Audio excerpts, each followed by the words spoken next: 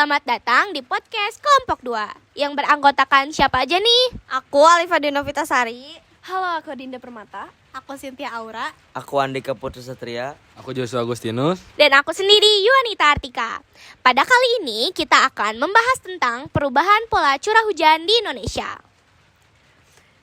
Nah, mula-mula perubahan pola curah hujan itu kan perubahan dalam jumlah, intensitas, dan waktu terjadinya curah hujan. Jadi perubahan pola curah hujan ini tuh dapat terjadi secara lokal, regional, atau global.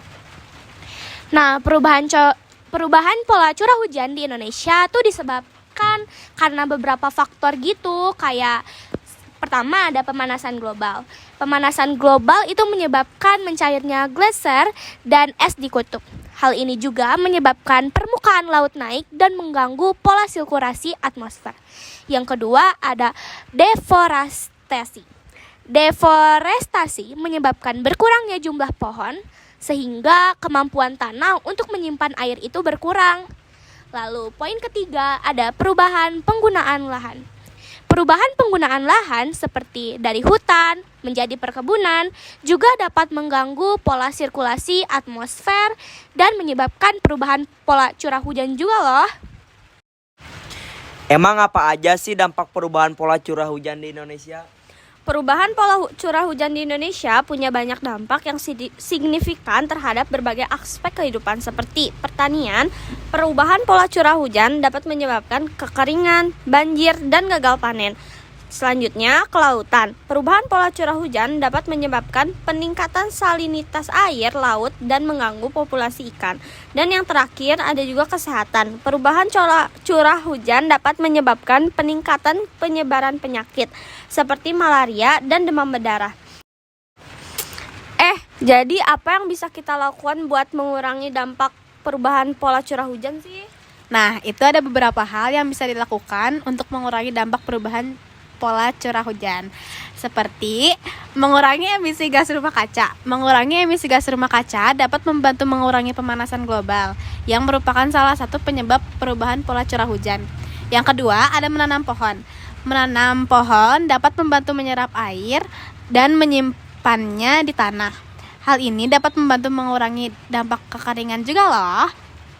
Yang ketiga, ada mengelola tata guna lahan secara berkelanjutan. Mengelola tata guna lahan secara berkelanjutan dapat membantu menjaga keseimbangan ekosistem dan mengurangi dampak perubahan pola curah hujan.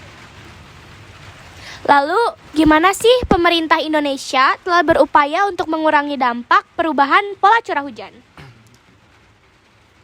Untuk itu, pemerintah Indonesia telah mengambil beberapa langkah untuk mengurangi dampak perubahan pola curah hujan, kayak mengimplementasikan kebijakan yang mendukung pengurangan emisi gas rumah kaca, menyediakan insentif bagi masyarakat untuk menanam pohon, meningkatkan penelitian untuk mengembangkan teknologi yang dapat membantu mengurangi dampak perubahan pola curah hujan.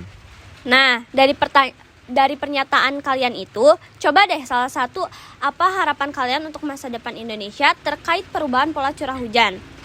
Ya, harapan kita itu adalah Indonesia itu dapat mengurangi dampak perubahan pola curah hujan sih dengan bekerja sama secara menyeluruh dari pemerintah. Nah, masyarakat dan dunia usaha juga ya. Dengan bekerja sama juga kita dapat menciptakan masa depan yang lebih baik bagi Indonesia. Aku ingin bertanya, emang ada hubungan antara perubahan pola curah hujan dengan bencana alam? Ada. Perubahan pola curah hujan dapat menyebabkan bencana alam seperti banjir, kekeringan, dan tanah longsor.